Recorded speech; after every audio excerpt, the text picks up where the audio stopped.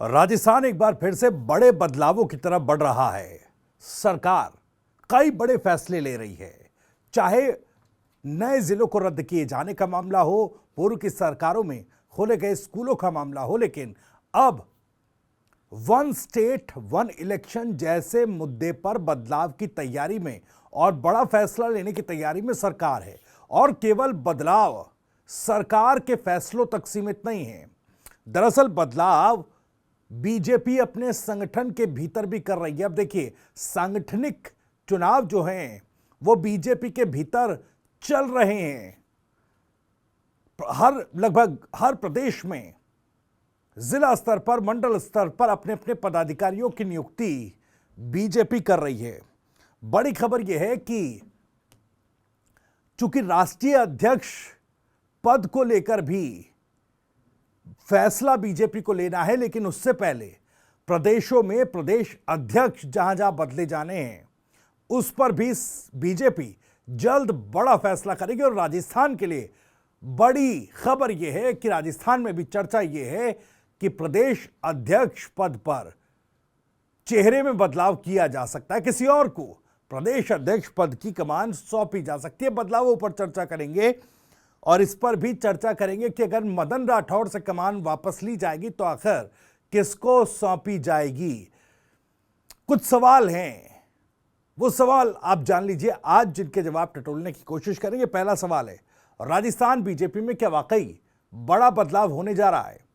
क्या वाकई बीजेपी में बाकी राज्यों की तरह प्रदेश अध्यक्ष पद पर शीर्ष नेतृत्व बदलाव का विचार कर रहा है?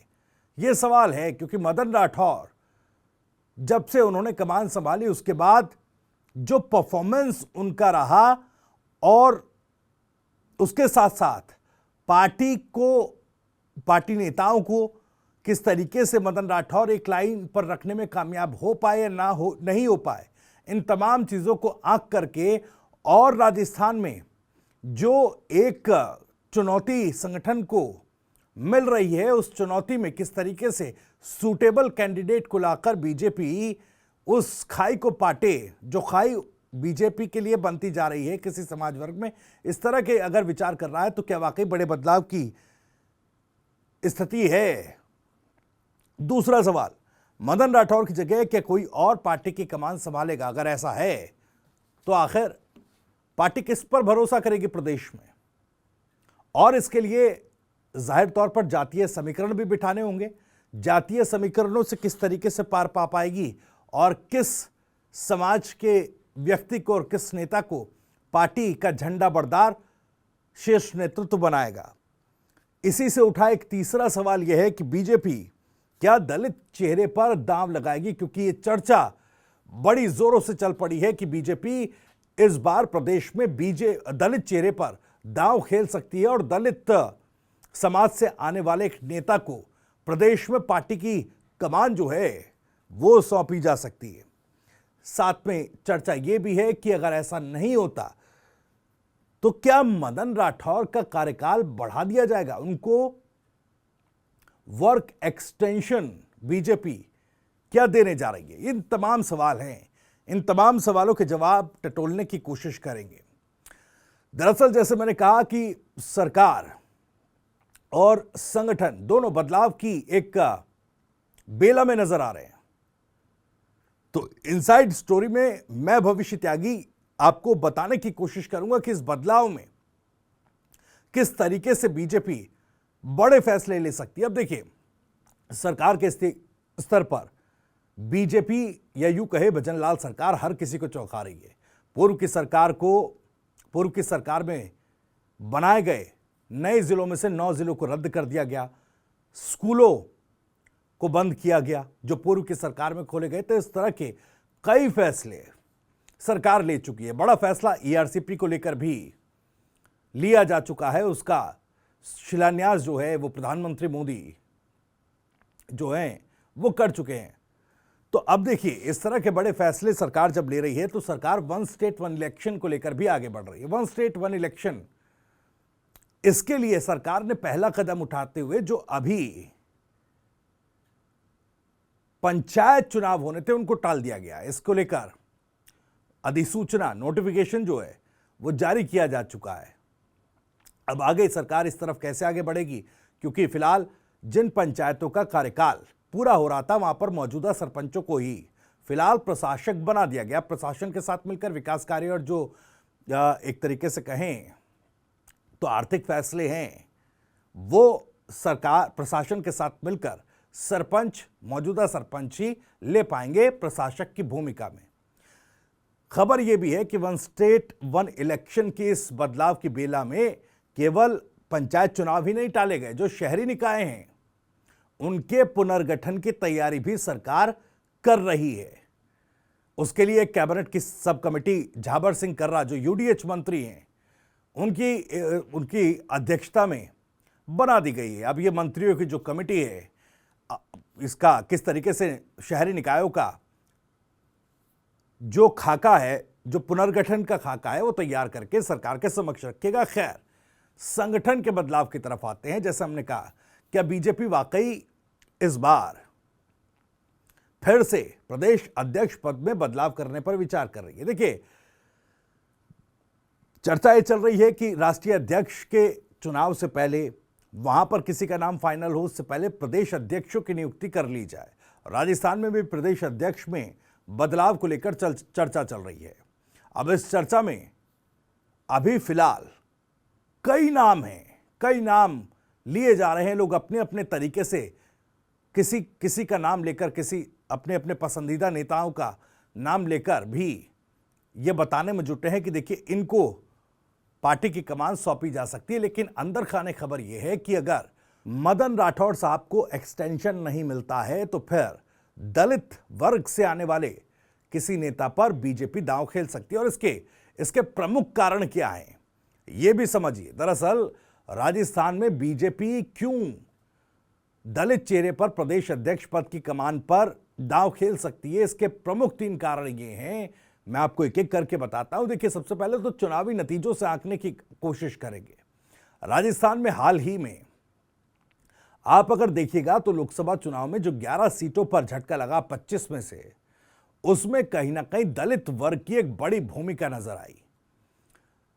इन 11 सीटों में 3 सीटें तो डायरेक्ट ऐसी है जहां दलितों ने बीजेपी को नकार दिया। दलित समाज ने, भरतपुर की बात की जाए, करौली धौलपुर की बात की जाए या फिर श्री गंगानगर की बात की जाए, इन तीनों लोकसभा सीटों पर दलित समाज ने पूरी तरीके से बीजेपी को नकार करके कांग्रेस को जीत दिलाई, कांग्रेस प्रत्याशियों को जिताया।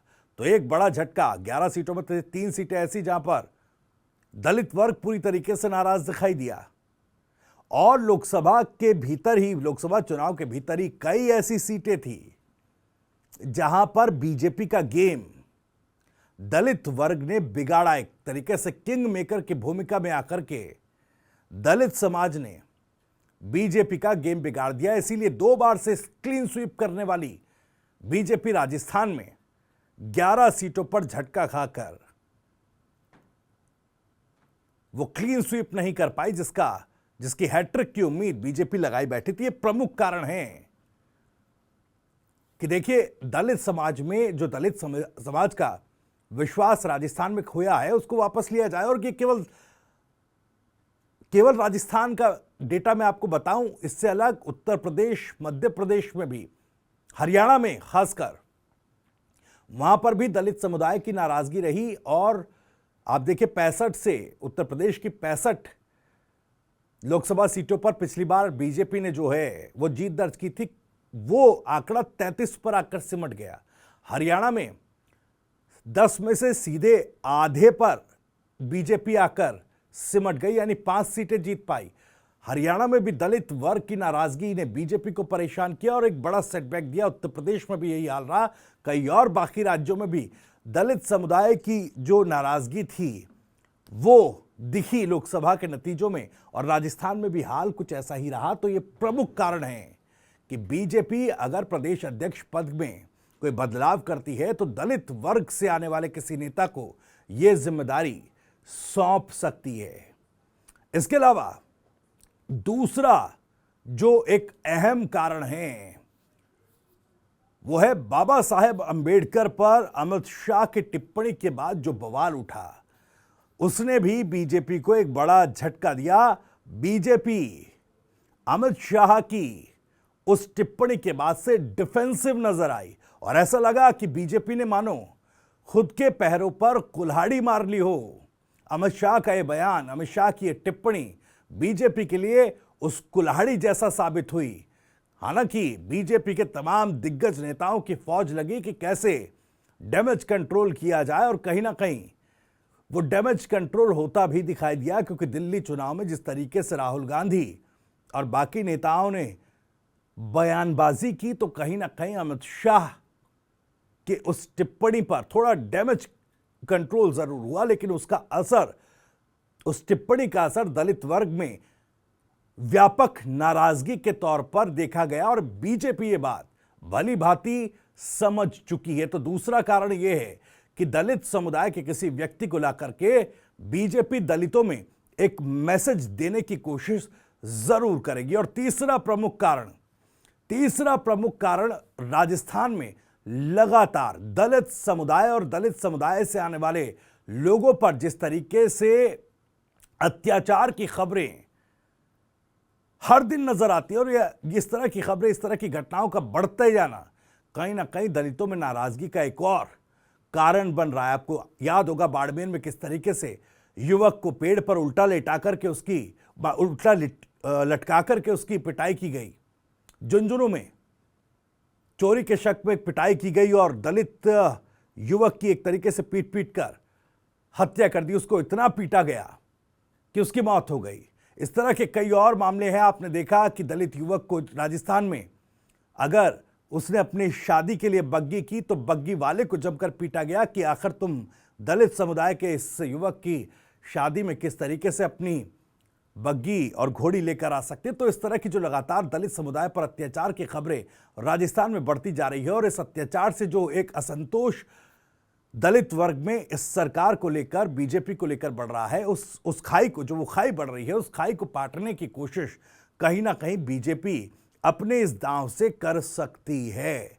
तो ये तीन प्रमुख कारण हैं, एक चुनावी सेटबैक, दूसरा अमित शाह की टिप्पणी और तीसरा राजस्थान में दलितों पर बढ़ता हुआ अपराध, अत्याचार।